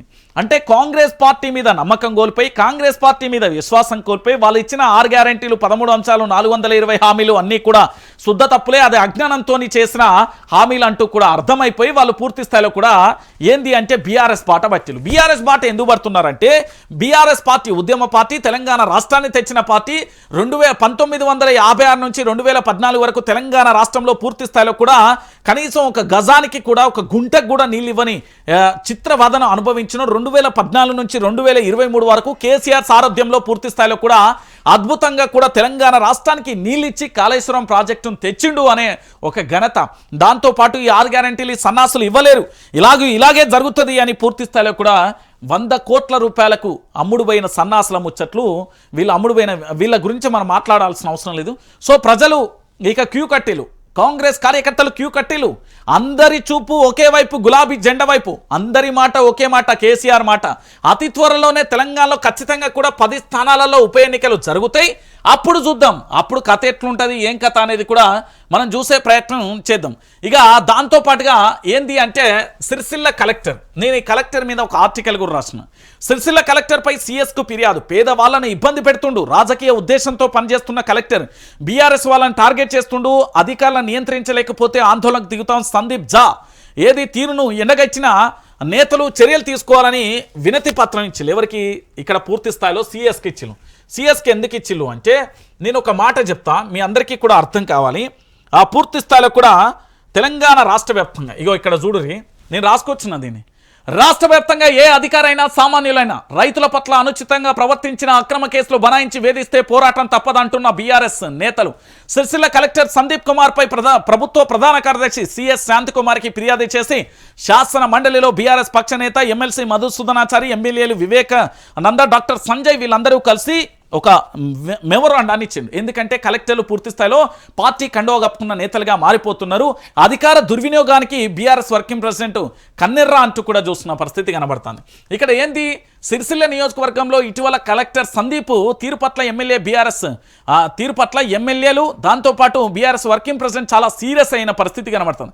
అమాయకమైన ప్రజలపైన అక్రమ కేసులు బనాయిస్తున్నారని, పొట్టగొట్టుతున్నారని వారి పట్ల కేటీఆర్ కన్నెర్ర చేసింది. ఇప్పటికే ట్రేడ్ లైసెన్స్ను బూచిగా చూపెట్టి తన ఫోటో ఉన్న కారణంగా శ్రీనివాస్ ఛాయ్ దుకాణాన్ని కలెక్టర్ మూసివేయడం కాకుండా మొత్తానికి టీ స్టాల్ని ఎత్తివేయడం పట్ల ఆవేదన వ్యక్తం చేస్తారు. ఇక అంతేకాకుండా ఆ కుటుంబానికి పూర్తి స్థాయిలో కేటీఆర్ అయితే భరోసా ఇచ్చారు. దానితో పాటు రైతు అబ్బారెడ్డి రాజిరెడ్డి మీద అక్రమ కేసులు బనాయించి జైల్లో వేయడం, అగ్రహారంలో పాల శీతలీకరణ కేంద్రాన్ని మూసివేయడం, సిరిసిల్ల పట్టణంలో మహేందర్ అనే వ్యక్తికి సంబంధించిన విషయంలో కోర్టు ఆదేశాలను కూడా బేఖాతరు చేస్తూ పూర్తి స్థాయిలో కూడా అనేక మంది మీద అక్రమ కేసులు బనాయించి భయప్రాంతాలకు గురి చేసే ప్రయత్నం చేస్తున్నారు. ఇట్లా రకరకాలుగా చేస్తున్నాడు ఈ కలెక్టర్ సంగతి ఏందో చూడాలని వీళ్ళు ఏం చేసిల్లంటే పూర్తి స్థాయిలో కూడా సిఎస్ను కలిసి చెప్పిన పరిస్థితి కనబడుతుంది. అంటే అధికారులకు సంబంధించి ఇక్కడ సిఎస్ని ఎందుకు కలిసిర్రు అంటే మీరందరూ కూడా ఆలోచించాలి. ఈ తెలంగాణ రాష్ట్ర వ్యాప్తంగా పూర్తి స్థాయిలో సిఎస్ను కలవడానికి బలమైన కారణం ఏంటంటే అధికారులు కూడా పార్టీ జెండాలు మోసే వ్యక్తులుగా మారిపోయారు. కాబట్టి ఖచ్చితంగా చర్యలు తీసుకోవాలి అంటూ కూడా చెప్తున్న పరిస్థితి కనబడుతుంది. సో ఫైనల్గా ఇక్కడ జరిగే అంశం ఏంటంటే ఒకటే అంశం అండి, తెలంగాణ యావత్తు సమాజం కూడా ఆలోచించాల్సిన విషయం. కలెక్టర్ అయినా, ఎస్పీ అయినా, ఎవరైనా ఆల్రెడీ తెలంగాణ రాష్ట్ర ముఖ్యమంత్రి యనుమల రేవంత్ రెడ్డి గారే చెప్పిండు. ఏంది అంటే యూనిఫామ్ వేసుకుని సెటిల్మెంట్లు చేస్తాను, కలెక్టర్లు ఏమో ఏసీ భవన్లో కూకుంటారు, మీరు అందరూ బయటికి రావాలని చెప్పిండు. అది త్వరలోనే రావాలి. సో సిఎస్కు సంబంధించి కూడా ఫిర్యాదు చేసిన పరిస్థితి కనబడుతుంది. ఇక ఇంకొక విషయం ఏంటంటే ఇది ప్రధానమైన అంశం. నిన్న హరీష్ రావు ఒక చిట్చాట్ చేసిండండి. ఈ చిట్చాట్లో సంచలనమైన విషయాలు చెప్పిండండి. ఇప్పటి వరకు తెలంగాణ రాష్ట్ర వ్యాప్తంగా అవినీతి మరకలు ఉన్న నేతలను మాత్రమే మనం చూసాం, కానీ అవినీతి ఆరోపణలు ఎదుర్కొంటున్న ఒక్కొక్క మంత్రి పేరుతో సహా ఉచ్చరించిండు కేసీఆర్. ఎవరు? హరీష్ రావు. ఏంటి అంటే ఒకసారి చూడండి, నాడు రెచ్చగొట్టిర్రు, నేడు వసూలు చేస్తుర్రు. నేడు వసూలు చేస్తుర్రు. నాడేం చేసిళ్ళు, ఇందిరా పార్క్ దగ్గర పోదాం, రైట్, నేను మేధావిని, రండి ధర్నా చేద్దాం, ఒక మేధావి. దాంతోపాటుగా ఇగో మన ముఖ్య నీలోత్తలో కాళేశ్వరం ప్రాజెక్టు కూలిపోతుంది, మేడిగడ్డ కాలిపోతుంది, ప్రజాస్వామ్యం అంతా దుర్భరం అయిపోతుంది అంటే ఇంకో నేత. ఇలా హరీష్ రావు అదే కథ అడిగిండు. నాడు రెచ్చగొట్టి నేడు వసూలు చేస్తుండు. ఎల్ఆర్ఎస్పై క్షమాపణ చెప్పాలి. నాడు ప్రజలను రెచ్చగొట్టి ఉచితం అన్నారు, నేడు 25% డిస్కౌంట్ అన్నారు. బట్టీజీ, ఉత్తమ్జీ, సీతక్కజీ, కోదండరామ్జీ, కిదరే ఆప్ కోన్? మీరంతా ఎక్కడికి పోయిర్రు? ఏ ఎలక తొర్రాలు ఉన్నారు? ఏ గుయిట్లున్నారు? ఏ కొమ్మ మీద ఉన్నారు? ఎక్కడ వసూలు చేస్తుర్రు అని అడుగుతుండు హరీష్ రావు ఏమని అడుగుతున్నారంటే ఎక్కడ అరెస్టు చేస్తుండు అని అడుగుతున్నారు. అరెస్టు చేస్తే మీరు ఎక్కడ పూర్తి స్థాయిలో ఏం వసూలు చేస్తున్నారు, ఏం కథ, మిమ్మల్ని ఎట్లా ఏం చేయాలి అని అడుగుతున్నాడు హరీష్ రావు. బచ్చి వసూలు చేస్తుండు. ఉత్తమ్కు సంబంధించి అంటే తెలియదు. ఇక సీతక్కదని, కోదండరాం, ఇక ఇది ఏంది అంటే 1 2 3 4 ఆ నలుగురు ఎక్కడ అంటే ఆ నలుగురు వసూళ్లలో ఉన్నారు అని హరీష్ రావు డైరెక్ట్ స్టేట్మెంట్ ఇచ్చాను. కాంగ్రెస్లో రేవంత్ మిస్కౌంట్గా మిగిలిపోతారు. ఎస్ఎల్బీసీపై పచ్చి అబద్ధాలు మాట్లాడుతున్న ఉత్తమ్. బీఆర్ఎస్ హయాంలో 3,900 కోట్లు ఖర్చు పెట్టినాం. కార్మిక కుటుంబాల గురించే మా ఆవేదన. మీడియా చిట్చాట్లో మాజీ మంత్రి హరీష్ రావు అంటూ కూడా చెప్పిన పరిస్థితి కనబడతాను. నేను చెప్పలే, ఆనాడు ప్రశ్నించిన మేధావులందరూ ఈరోజు సైలెంట్ అయిపోయారు. కుక్కగాక బిస్కెట్ ఎత్తే ఇవాళ పదవులు ఎత్తే అన్నట్టుగా అయిపోయారు. బావు అంటలేవు ఇక అవి మొరుగుతలేవు ఇక అంటాను అలా కూకొని మురుగుతున్నాయి, మూలకు కూకొని ములుగుతున్నాయి. ఇలా తెలంగాణ రాష్ట్ర వ్యాప్తంగా ఇదే నాడు మేధావిని అనే చెప్పే మంచిగా తన పచ్చిబూతులు వస్తున్నాయి కానీ ఆపిన. ఎందుకంటే జర్నలిస్ట్ అనే ఒకటి అడ్డొస్తుంది. ఏడబోయిర్రు, ఏడున్నారు? పందుల లెక్క మీరు కూడా బురదల బొరుతున్నారా? లేకపోతే సెప్టిక్ ట్యాంక్లో దిగి తానాలు చేస్తున్నారా? లేకపోతే ఇక్కడనే ఉన్న దాంట్లో ఎక్కడన్నారు మేధావులు? ఆనాటి మేధావులు అంతే ఏడా మురిగిర్రు కదా. ఇవాళ ఏం మాట్లాడతలేరు. ఎస్ఎల్బీలో 8 మంది ప్రాణాలు ఆగమాగమైపోతున్నాయి. ఎడబైర్రి మేధావులంతా, మేధావులు పాడుగాను ఎడబైర్రి మేధావులంతా అడుగుతున్నాడు హరీష్ రావు. చెప్పురి సమాధానం. నాడు ఓ రేంజ్లో మామూలు కాదు అసలు. ఒక్కొక్కడు ఒక్కొక్క స్టేట్మెంట్ అండి, మామూలు కూడా కాదు. ఇక మేధావులకు ఏమన్నా సిగ్గు శరం ఇజ్జతి మానం ఏమన్నా ఉంటే ఇప్పటికైనా మీరు ప్రజల్లోకి రావాలి. లేకపోతే మాత్రం మంచిగా ఉండదు. నేను చెప్తున్నా కదా, లేకపోతే మాత్రం మంచిగా ఉండదు. ఇక చూడుర్రి సమైక్య పాలనలో పంట సీజన్ వచ్చిందంటే చాలు ఎరువుల కోసం రైతులు రోడ్డెక్కే పరిస్థితి. యూరియా లారీలు రాకముందుకే పరిగెత్తి బారులు తీరే దృశ్యాలు కనిపించాయి. ఎరువుల కోసం నిత్య ధర్నాలు రాస్తురోకోలు చేయాల్సిన పరిస్థితి. తొక్కిసలాట నిత్యకృత్యమైంది. రైతుల వీపుల మీద లాఠీలు విరిగాయి. ఒక బస్తా కోసం అన్నదాత నెత్తురోడిన రోజులు ఎన్నో. అంటే ఏటా అదే పరిస్థితి ఎదురైనా ఉమ్మడి రాష్ట్రంలో ఏ ప్రభుత్వం ఏనాడు కూడా దానిని చక్కదిద్దలేదు. ఇక దానితో పాటుగా సీఎంగా బాధ్యతలు చేపట్టిన తర్వాత ఎరువుల కోస తీర్చడంపై కేసీఆర్ దృష్టి సారించాడు. ఒక్క రైతు కూడా ఆయనకు ఆ సమస్య తీవ్రత ఒక రైతుగా ఆయనకు ఆ సమస్య తీవ్రత తెలుసు. సీజన్కు ముందే కేంద్రం నుంచి ఎరువులు తీసుకునే దిశగా చర్యలు చేపట్టేవారు, నిత్యం సమీక్షించేవారు, కొన్నిసార్లు అధికారులను ప్రత్యేకంగా ఢిల్లీకి పంపించేవారు. దీంతో యాసంగికి అవసరమైన యూరియా అక్టోబర్ నాటికే రాష్ట్రానికి చేరేది. తర్వాత సాఫీగా రైతులకు అందే పరిస్థితి ఉండేది. కానీ నేడు ఇది కేసీఆర్ హయాంలో ఇగో యూరియా బత్తాలు జూమ్ చేసి చూపెట్టాయా? ఇగో చూడురి యూరియా బత్తాలు కేసీఆర్ హయాంలో ఇది కనబడ్డదా? కేసీఆర్ హయాంలో యూరియా బత్తాలు ఇట్లుండే. ఇగో సమైక్య పాలనలో ఇట్లుండే. ఇగో చూడ్రి సమైక్య పాలనలో ఇగో ఇట్లుండే. లాఠీలు ఒంటి మీద ఇరిగి మన రక్తం నెత్తురోడేది. ఇది సమైక్య పాలనలో. ఇగో కాంగ్రెస్ దిక్కుమాలిన కాంగ్రెస్ పాలన, కాంగ్రెస్ ఏడుబాలే ఇది. కాంగ్రెస్ ప్రభుత్వం ఏర్పడిన తర్వాత ఎరువుల కోసం మళ్ళీ మొదలైంది. పల్లెలలో మళ్ళీ పాత రోజులు దర్శనం ఇస్తున్నాయి. యూరియా కోసం ఎక్కడ చూసినా బారులు తీరిన రైతులే కనిపిస్తున్నారు. గంటల తరబడి నిలబడి ఓపిక లేక క్యూ లైన్లో చెప్పులు పాస్బుక్లు పెడుతున్నారు. నిన్నటిదాకా సాఫీగా సాగిన ఎరువుల పంపిణీ నిర్వహణ వైఫల్యం, ముందస్తు ఏర్పాట్లు చేయకపోవడంలో ఏడాదిలో మళ్ళీ మొదటికి వచ్చిన పరిస్థితి కనబడుతుంది. ఇక చూడ్రి మళ్ళీ ఉమ్మడి ఆంధ్రప్రదేశ్ రాష్ట్రాన్ని తలపించే పరిస్థితి కనబడుతుంది. ఇప్పటికైనా అర్థమైందా తెలంగాణ ప్రాంత బిడ్డలారా? కేసీఆర్ ప్రభుత్వం అనేది అద్భుతమైన పాలన, ఈ కాంగ్రెస్ ప్రభుత్వం అనేది అబద్ధాల పాలన. తేటతలం అయిపోయింది. ఇది తెలంగాణ యావత్తు సమాజం కూడా ఆలోచించాలి. నేను ఎందుకు చెప్తున్నా అంటే నాడు ఎటు చూసినా ఎరువులు, నేడు ఏడాదంతా కరువు అంటూ కూడా చూడొచ్చు. సో మొత్తానికి కేసీఆర్ వ్యూహంతో తప్పిన ఎరువుల తిప్పలు ముందుగానే ప్రణాళిక, సీజన్కు ముందే సర్వం సిద్ధం. కాంగ్రెస్ పాలనలో తారుమారు, మళ్ళీ యూరియా గోస 8 లక్షల టన్నుల సరఫరా చేయలేక సర్కార్ ఆపసోపాలు. నేడు క్యూ లైన్లో మళ్ళీ టోకెన్లు, రోజుల తరబడి పడిగాపులు. క్యూ లైన్లో చెప్పులు పెట్టిస్తున్నారట.